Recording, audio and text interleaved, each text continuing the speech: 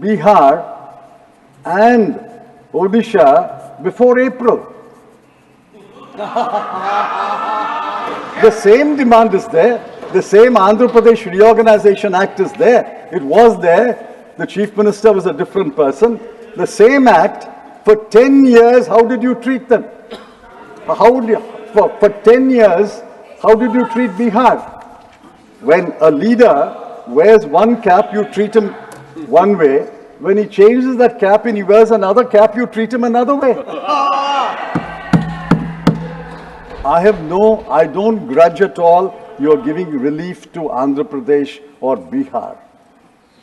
But what about the other states? We are a federal country. This is the death knell of federalism. If you pick and choose among states, you are the Union of India. You are the union government. You are the government of all the states. You cannot pick and choose one state and deny relief to another state. Sir, finally, I thought the Honorable Finance Minister loved Tamil. I missed her quotes from either Thiruvalluvar or any other classic literature. Maybe she didn't have time to quote from a classic poet in Telugu or in Bhojpuri. Maybe she will in course of time. I want her to remember that she was born in Madurai. She had a schooling in Viluppuram and she had a college in Tiruchirappalli. And it is very painful, as the Chief Minister of Tamil Nadu pointed out, that not in one place in her 60-page speech did she mention the word Tamil Nadu or Tamil. I'm not saying mention only Tamil Nadu. Mention all states. Or mention all the states grouped together. How many times have you mentioned Bihar? How many times have you mentioned Andhra Pradesh? I have no grudge. But please remember that there are other states in India, other states of people, other states elect other governments, they vote against you. Please remember that. Finally, sir, I have 1 minute. I have 5 demands. 5 demands which I would urge the Honorable Finance Minister to copy from our manifesto. I demand this and I want answers. Respectfully, I ask the Honorable Minister to give us answers. If you don't answer this today or in the course of this session or subsequently, it is not as though these demands will die down. They will echo everywhere in India where the India bloc has a right to speak and write. First demand, we demand that a minimum wage of 400 rupees per day for every kind of employment. 2, we demand a legally guaranteed MSP. 3, we demand a write-off of the unpaid balance of interest or installment of educational loans given up to March 2024. 4, we demand the abolition, complete abolition of the Agnipath Agniveer scheme. And 5, we demand that NEET be scrapped, and if some states want to keep NEET, except all other states which don't want NEET. Copying is not prohibited in this house. In fact, copying is encouraged, copying is rewarded in this house. One second. If you will address the chair, it will give a soothing feeling to me also. And that will be more appropriate, Mr. Chidambaram. Copying is encouraged and copying is rewarded in this house. So please copy a little more. Sir, I have 4 major themes, and I think I should be able to complete my submissions on each theme in about 4 or 5 minutes. The first is jobs. Unemployment is the biggest challenge. The Center for Monitoring Indian Economy has estimated all India unemployment rate in June 2024 as 9.2%. It may have come down. Now, earlier there was a production-linked incentive. When you introduce the employment-linked incentive, it must be for some reason. And I suspect the reason was that the production-linked incentive scheme did not create the kind of jobs that you wanted to create. So will the Honorable Finance Minister tell this House what is the outcome of the PLI? Once we know the outcome of the PLI, we can look ahead to what can be expected of the ELI. In fact, from paragraphs 20, 21 and 22, read with paragraph 51 of her speech, neither I nor any of my learned colleagues are able to get a whole picture of the ELI. It seems to us that paragraph 20 talks about the same target industries like paragraph 21, and paragraph 21 talks about the same target industries as paragraph 22. But in paragraph 51, we were suddenly let down when you said only 500 industries are selected. The numbers don't gel, the numbers don't match. Anyway, you have a ELI. It's an interesting idea, but it does not inspire confidence. And let me go on record to say it does not inspire confidence that you will be able to place 290 lakh people under the ELI that you have described. It should not turn out to be another election jumla like your 2 crore jobs.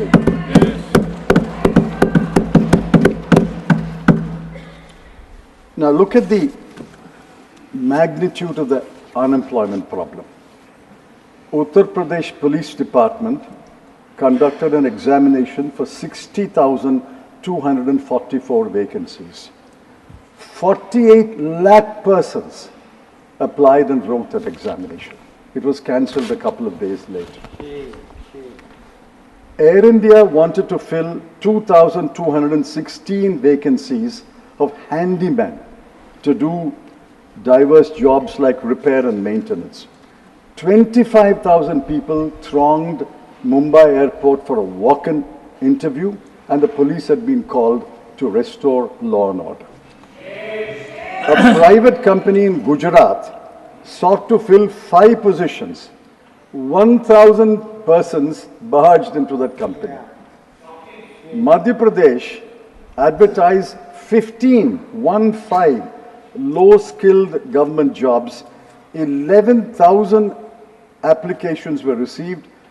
Among them were postgraduates, engineers, MBAs, and I'm sad to say, even one of them who had just written an examination to be a judge in the Madhya Pradesh High Court. The best illustration is by the Staff Selection Commission. There are staff selection commissions at the center and the states. Uttar Pradesh conducted an examination for 7,500 posts. 24,74,030 people applied for those jobs. And yet, the RBI, about 2-3 weeks ago, said, there is no jobs crisis in India. Exact words, no jobs crisis in India. Why didn't anyone from the minister or any officer stand up and say, we reject this statement. RBI is supposed to be cautious, conservative, and neutral. But you're cautious, you're conservative, and you're not neutral at all. Yes. I suggest, sir, that unemployment be taken seriously, and we will wait for the outcome of your ELI scheme. It is an interesting scheme. At the moment, I'm not impressed. I'm not convinced. The outcome alone will judge whether your intentions are good, whether you really want to tackle unemployment. Sir, the second broad subject is inflation. The Honorable Finance Minister, in paragraph 3 of her speech, dismissed the subject in 10 words. And I'm not exaggerating. Please go through the speech. Exactly 10 words. Is inflation such a trivial subject?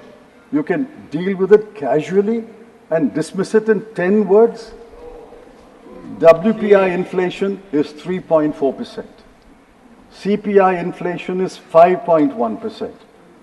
Food inflation is 9.4%. Oh, shame.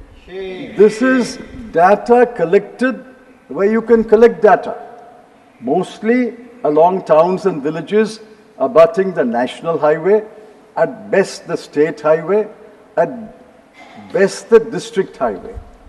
But go into the hinterland of India. Go into the KBK districts of Odisha. Go into the interiors of Dharmapuri or Ramanathapuram. The inflation is much higher than your 3.4% or 5.1% or 9.4%. And the chief economic advisor, who may be cautious, conservative, he has a degree of autonomy which no other officer of the government of India has, he said in his economic survey, quote, India's inflation continues to be low, stable, and moving towards the 4% target. It's been moving for the last 4 years. When will it arrive at the 4% target? Is inflation low? Is it stable? No. Is it moving towards the 4% target? No. If it is moving towards the 4% target, why has the RBI not revised downward the bank rate fixed in June 2023? Yes. This is the 13th month of a 6.5% bank rate. Bank rate is the good measure of where inflation is moving. If inflation is moving towards the 4% target, 4% is, the target is actually 4 plus or minus 2. It's not 4%. Assuming that 4% is the target, why is the RBI keeping the bank rate at 6.5% for the last 13 months? Why is the MPC, the Monetary Policy Committee, not willing to revise it downwards? And I think what the Chief Economic Advisor said in his economic survey is injury, and the Honorable Finance Minister dismissing the subject in 10 words is adding insult to injury.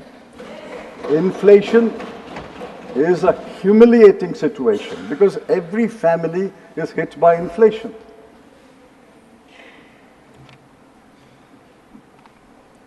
I warn this government, you are taking inflation not so seriously.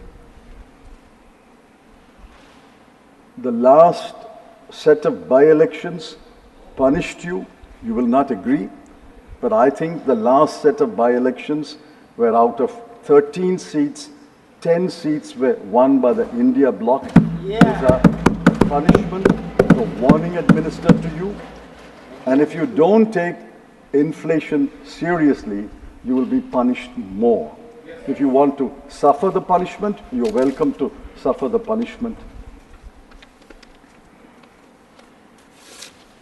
And in this situation, you claim that the growth was last year 8.2%. And this year it will be 6.5% to 7%. I'm not going into the macroeconomic analysis. Some of my colleagues will do that. I ask you, how do you arrive at this growth rate? You take the nominal growth rate and apply a deflator and arrive at the GDP. Sir, the House and you must know that the deflator that they have adopted for the manufacturing sector for last year is 1.7. When wholesale inflation is 3.4, when CPI inflation is 5.1, food inflation is 9.4, how do you adopt a deflator of 1.7? In fact, I want the Honorable Finance Minister to tell us what is the deflator you have adopted for manufacturing, industry, what is the deflator you have adopted for industry and for agriculture, and what is the deflator you have adopted for services. Nominal growth is measurable, but your GDP in real terms is simply by adopting a deflator. And if you adopt a deflator, which several knowledgeable economists and experts throughout the world have severely criticized for the last 3 or 4 years, you will arrive at this rosy picture. You would adopt a deflator less than 1.7, you would not have arrived at 8.2, you would have arrived at 9.2. You adopt a deflator of 0.5, you will even cross 10%. So please tell us, what is the deflators you are adopting? Why are you adopting? And tell us what is the nominal growth rate and how do you arrive at these growth rates? These growth rates cannot be seen, but these growth rates can be felt by the people. Please, anyone moving around the people will know. The growth rate can be felt by the people. When there is impressive growth, when there is more goods and services, when prices are affordable, when there is money floating around in the market, when your pockets are jingling with coins or currency notes, you get the feeling that things are going all right in this country. Do you get that feeling? I travel at least 500,000 kilometers every month by road. I don't get that feeling. Does any honorable member from his constituency or state get the feeling that the people tell him things are very good, things are very good, please go and tell the Prime Minister in Delhi things are very good, we are very happy? Does anyone get that feeling? Nobody. Sir, the third subject is wages. Now this is a serious matter.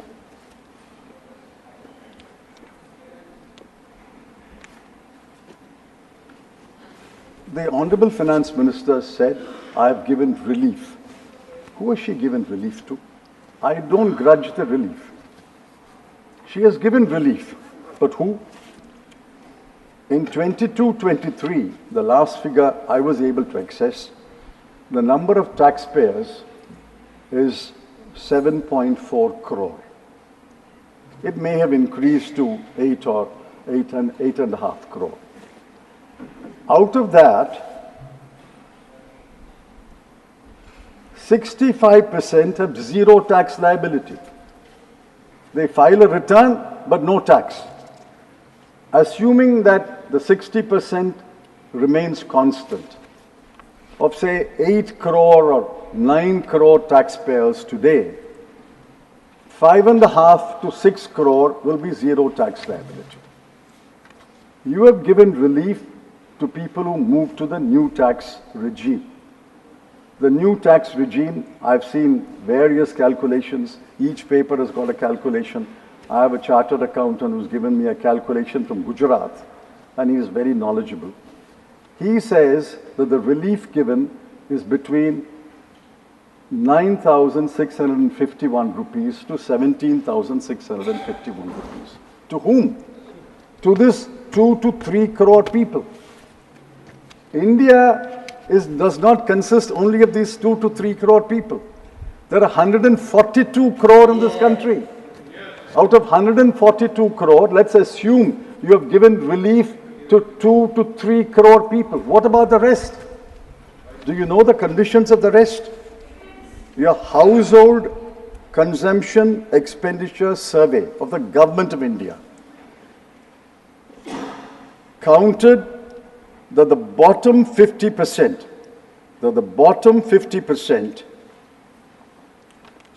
have 3% of the national wealth, 13% of the national income, and the monthly consumption in rural areas of the family is 3,094 rupees.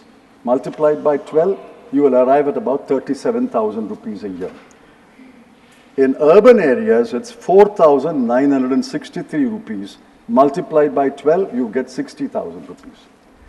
So we have 50% of the population, monthly consumption expenditure, 50% is 71 crore, have a monthly consumption expenditure of between 36,000 rupees to 50,000 rupees. Are they rich or poor? This is the bottom 50, below the median. You go down to the bottom 20, go down to the bottom 10, they are even poorer. What is the relief for them? And the Niti Aayog chief executive officer says, India has virtually abolished poverty. Poverty cannot be more than 5%. Poverty cannot be more than 5% when you're talking about 71 crore people. 71 crore people, thankfully, is not 5%. Then India's population will be 1,400 crore. India's population is 142 crore. One half is 71. They are below the 171 crore. They are below the median, and this is the median income. Sir, I asked the Honorable Finance Minister, what is the relief given to them? Do you know that most of them are daily labor? 30 crore daily labor in this country. The others are irregular jobs. The regular jobs are only for about 17 to 25% of this country. All the rest are in irregular jobs or in daily labor. What is the relief given to them? In the World Hunger Index of 125 countries, we are 111. You may not accept the World Hunger Index, but the action that the government has taken, namely giving free food grain to 81 crore people, is a tacit admission that on the hunger index, we are very, very low. Forget the hunger index. 81 crore people, your own action shows that people cannot afford food. Sir, my last subject is federalism. What do we see around this country? All India service officers defy the directions and orders of the Council of Ministers of an elected government in Delhi. Funds are withheld from Kerala and West Bengal on one pretext or other. Borrowing limits of non-BJP states governments have been slashed. Tamil Nadu has been denied disaster relief assistance. I ask, why does the UPSC have to play a role in the appointment of the DGP of the state? Why should a state government not appoint the Vice Chancellor of state universities? And how did this government treat Andhra Pradesh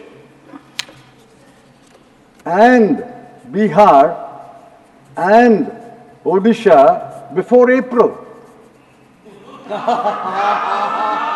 The same demand is there. The same Andhra Pradesh Reorganization Act is there. It was there. The Chief Minister was a different person. The same act, for 10 years, how did you treat them?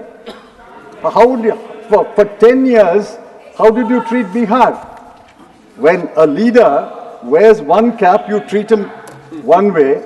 When he changes that cap and he wears another cap, you treat him another way.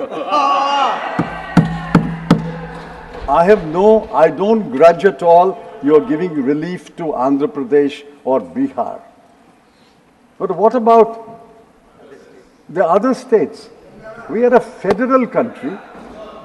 This is the death knell of federalism.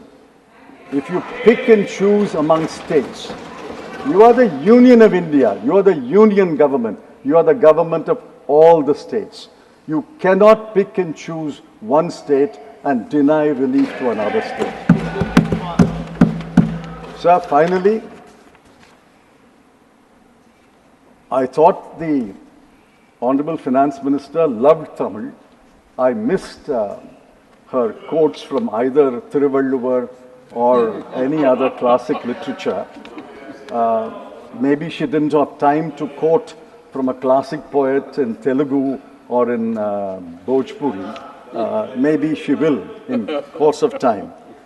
I want her to remember that she was born in Madurai. She had a schooling in Viluppuram and she had a college in Tiruchirappalli. And it is very painful, as the Chief Minister of Tamil Nadu pointed out, that not in one place in her 60-page speech did she mention the word Tamil Nadu or Tamil. I'm not saying mention only Tamil Nadu. Mention all states. Or mention all the states grouped together. How many times have you mentioned Bihar? How many times have you mentioned Andhra Pradesh? I have no grudge. But please remember that there are other states in India, other states of people, other states elect other governments, they vote against you. Please remember that. Finally, sir, I have 1 minute. I have 5 demands. 5 demands which I would urge the Honorable Finance Minister to copy from our manifesto. I demand this and I want answers. Respectfully, I ask the Honorable Minister to give us answers. If you don't answer this today or in the course of this session or subsequently, it is not as though these demands will die down. They will echo everywhere in India where the India bloc has a right to speak and write. First demand, we demand that a minimum wage of 400 rupees per day for every kind of employment. 2, we demand a legally guaranteed MSP. 3, we demand a write-off of the unpaid balance of interest or installment of educational loans given up to March 2024. 4, we demand the abolition, complete abolition of the Agnipath Agniveer scheme. And 5, we demand that NEET be scrapped, and if some states want to keep NEET, exempt all other states which don't want NEET. These 5 demands will echo not only in this chamber, it will echo throughout the country until you concede these demands. I demand that the Honorable Finance Minister reply to my demand that he should reply to this issue. Thank you. Dr. Radha Mohan Das Agarwal.